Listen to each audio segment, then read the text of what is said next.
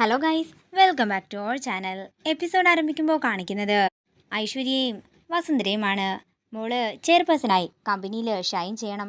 ശ്യാമ ഉണ്ടാക്കിയതിനേക്കാൾ നേട്ടമായിരിക്കണം മോൾ ഉണ്ടാക്കുന്നത്. അത് കാണാൻ വേണ്ടി അമ്മ കാത്തിരിക്കുകയാണെന്ന് വസുന്ധര പറയുമ്പോൾ, എല്ലാം ഞാൻ നടത്തിത്തരാം അമ്മയെന്ന് ഐശ്വര്യം പറയുന്നു. അങ്ങനെ അവർ പോകുന്ന വഴിക്കാണ് അഖിലും ശ്യാമയും പച്ചക്കറി കടയിൽ നിൽക്കുന്നത് ഐശ്വര്യ കാണുന്നത്. അമ്മയ്ക്ക് ഞാനൊരു കൂട്ടം കാണിച്ചു തരാം എന്ന് പറഞ്ഞ് ഐശ്വര്യ ആ കാഴ്ച കാണിച്ചു കൊടുക്കുമ്പോൾ അത് കണ്ട് ഞെട്ടലോടെ നിൽക്കുകയാണ് വസുന്ധര.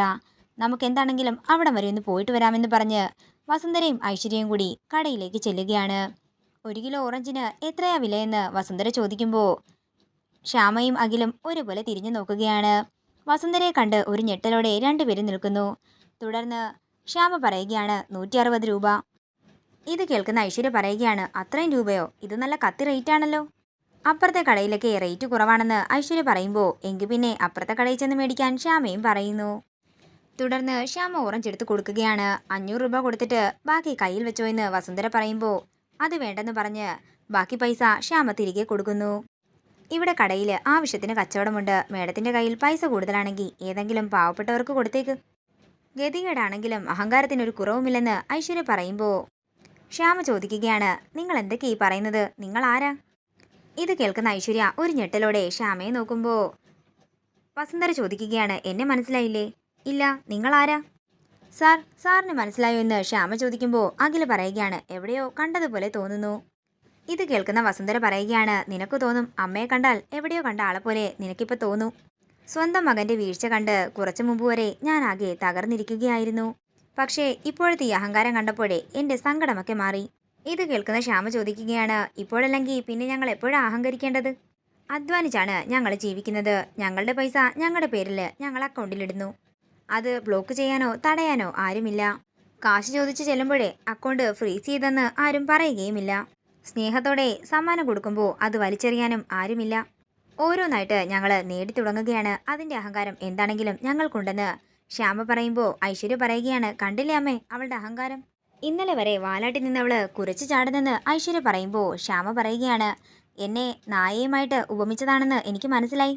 പക്ഷേ എനിക്ക് ഒട്ടും വിഷമമില്ല. കാരണം ലോകത്തില് ഏറ്റവും നന്ദിയുള്ള ജീവിയാണ് നായ. തുടർന്ന് ശ്യാമ വസുന്ധരയോട് പറയുകയാണ്, ജോലി സമയമാണ്. നിങ്ങൾക്ക് സാധനവും പൈസയും കിട്ടിയല്ലോ, ഒന്ന് മാറി നിന്നാൽ കൊള്ളാമായിരുന്നു.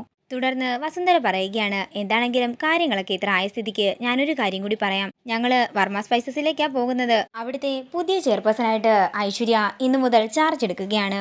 ഇത് കേൾക്കുന്ന അഖിലും ശ്യാമയും ഒരു ഞെട്ടലോടെ വസുന്ധരയെ നോക്കുകയാണ്. വാ മോളെ എന്ന് പറഞ്ഞ് ഐശ്വര്യം കൂട്ടിക്കൊണ്ട് വസുന്ധര പോകാൻ ഒരുങ്ങുമ്പോൾ അഖില് പറയുകയാണ്, വിനാശകാലെ വിപരീത ബുദ്ധിയെന്ന് കേട്ടിട്ടില്ലേ? അതായിപ്പോ ഇവിടെ നടക്കുന്നത്. ശ്യാമ ഇരുന്ന കസേരയില് ഇനി ദുഷ്ടയാണല്ലേ ഇരിക്കാൻ പോകുന്നത്. കൊള്ളാം, നന്നായിട്ട്. നിങ്ങള് ശ്യാമയെ അവിടുത്തെ തൂപ്പുജോലിക്കല്ലേ വിളിച്ചത്?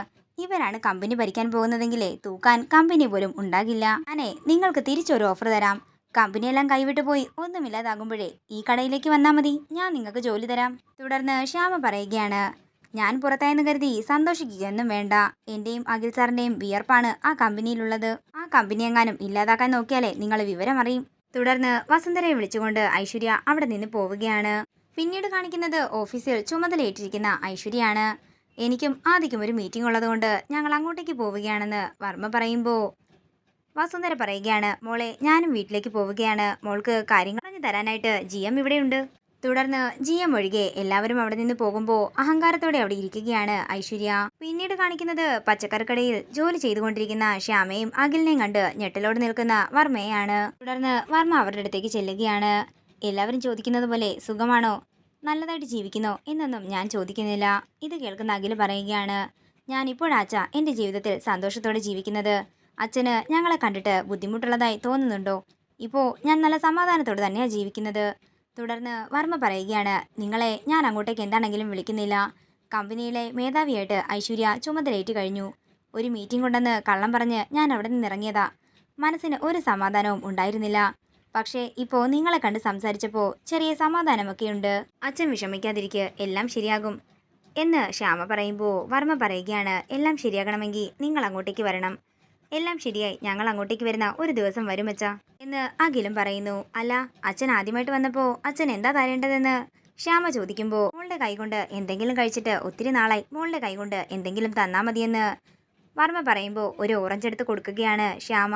അങ്ങനെ അവർ 3 പേരും സന്തോഷത്തോടെ ഓറഞ്ച് കഴിക്കുന്നതാണ് കാണിക്കുന്നത്. പിന്നീട് കാണിക്കുന്നത് ഓഫീസാണ്. 2-3 ഫയലുകൾ കൊണ്ടുകൊടുത്ത് GM അത്യാവശ്യമായി സൈൻ ചെയ്യണമെന്ന് പറയുമ്പോൾ ഐശ്വര്യ പറയുകയാണ്, ഞാൻ ഈ ഫയലുകളിലല്ല ആദ്യം ഒപ്പുവയ്ക്കാൻ പോകുന്നത്, അരവിന്ദിന്റെ ടെർമിനേഷൻ ലെറ്ററിലാ.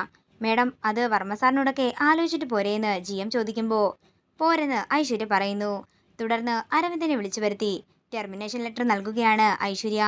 ടെർമിനേഷൻ ലെറ്റർ കണ്ട് ഞെട്ടി നിൽക്കുന്ന അരവിന്ദിനെ കാണിച്ചുകൊണ്ട് ഇന്നത്തെ എപ്പിസോഡ് ഇവിടെ തീരുകയാണ്. വീഡിയോ ഇഷ്ടമായെങ്കിൽ മറക്കാതെ ലൈക്ക് ചെയ്യുക, ഷെയർ ചെയ്യുക, കമന്റ് ചെയ്യുക. കൂടുതൽ സീരിയൽ അപ്ഡേറ്റ്സിനായി മറക്കാതെ സബ്സ്ക്രൈബ് ചെയ്യുക നയൻസ് ക്രിയേഷൻസ്.